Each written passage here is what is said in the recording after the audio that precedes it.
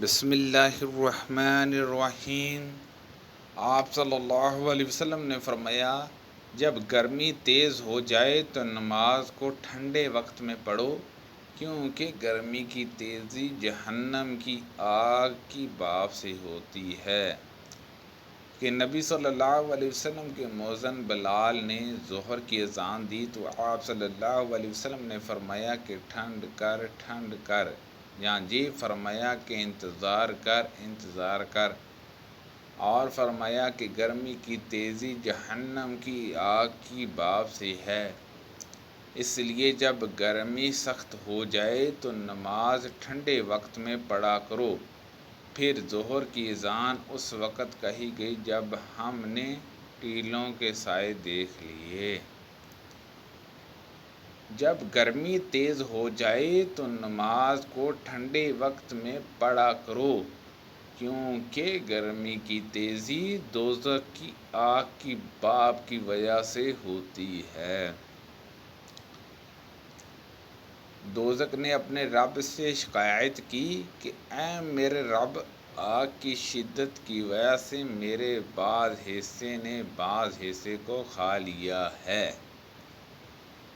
اس پر اللہ تعالیٰ نے اسے 2 سانس لینے کی اجازت دی، ایک سانس جاڑے میں اور ایک سانس گرمی میں۔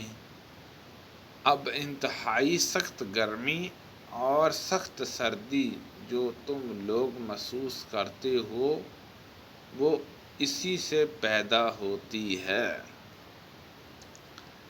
نبی صلی اللہ علیہ وسلم نے فرمایا کہ گرمی کے موسم میں ظہر کو ٹھنڈے وقت میں پڑھا کرو، کیونکہ گرمی کی شدت جہنم کی بھاپ سے پیدا ہوتی ہے۔ اس حدیث کی مطابقت سفیان ثوری جحجیہ اور ابو امان نے حماش کے واسطے سے کی ہے۔ ہم ایک سفر میں رسول اللہ صلی اللہ علیہ وسلم کے ساتھ تھے۔ مؤذن نے چاہا کہ ظہر کی اذان دے، لیکن آپ صلی اللہ علیہ وسلم نے فرمایا کہ وقت کو ٹھنڈا ہونے دو۔ مؤذن نے تھوڑی دیر بعد پھر چاہا کہ اذان دے، لیکن آپ صلی اللہ علیہ وسلم نے فرمایا کہ ٹھنڈا ہونے دو۔ جب ہم نے ٹیلے کا سایہ ڈلا ہوا دیکھ لیا تب اذان کہی گئی۔ پھر نبی صلی اللہ علیہ وسلم نے فرمایا کہ گرمی کی تیزی جہنم کی بھاپ کی تیزی سے ہے، اس لیے جب گرمی سخت ہو جایا کرے تو ظہر کی نماز ٹھنڈے وقت میں پڑھا کرو۔ ابن عباس رضی اللہ عنہما نے فرمایا، یطفو کا لفظ جو سورۃ نحل میں ہے کہ معنی ہے تتمل، جھکنا مائل ہونا ہے۔ جب سورج ڈلا تو نبی صلی اللہ علیہ وسلم حجرے سے باہر تشریف لائے اور ظہر کی نماز پڑھائی، پھر ممبر پر تشریف لائے اور قیامت کا ذکر فرمایا، اور آپ صلی اللہ علیہ وسلم نے فرمایا کہ قیامت میں بڑے عظیم امور پیش آئیں گے۔ پھر آپ صلی اللہ علیہ وسلم نے فرمایا کہ اگر کسی کو کچھ پوچھنا ہو تو پوچھ لے، کیونکہ جب تک میں اس جگہ پر ہوں تم مجھ سے جو بھی پوچھو گے میں اس کا جواب ضرور دوں گا۔ لوگ بہت زیادہ رونے لگے۔ آپ صلی اللہ علیہ وسلم برابر فرماتے جاتے تھے کہ جو کچھ پوچھنا ہو پوچھو۔ عبداللہ بن حذف سبھی کھڑے ہوئے اور دریافت کیا کہ حضور صلی اللہ علیہ وسلم میرے باپ کون ہے؟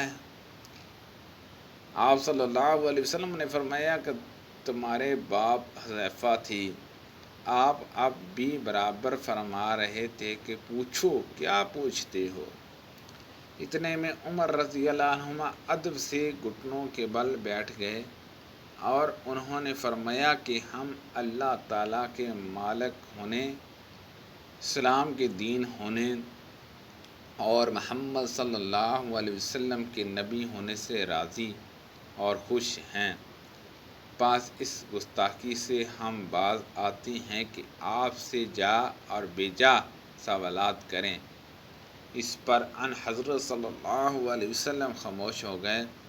پھر آپ صلی اللہ علیہ وسلم نے فرمایا کہ ابھی ابھی میرے سامنے جنت اور جہنم اس دیوار کے کونے میں پیش کی گئی تھی، پس میں نے ایسی کوئی عمدہ چیز دیکھی جیسے جنت تھی، اور نہ کوئی ایسی بری چیز دیکھی جیسی دوزخ تھی۔ سبحان اللہ عز و جل۔ اللہ پاک سے دعا ہے کہ اللہ پاک ہم سب کو ان حدیثوں پر عمل کرنے کی توفیق عطا فرمائے۔ اللہ پاک ہم سب کو صحت و تندرستی عطا فرمائے، آمین، بجاہ النبی الامین صلی اللہ علیہ وسلم۔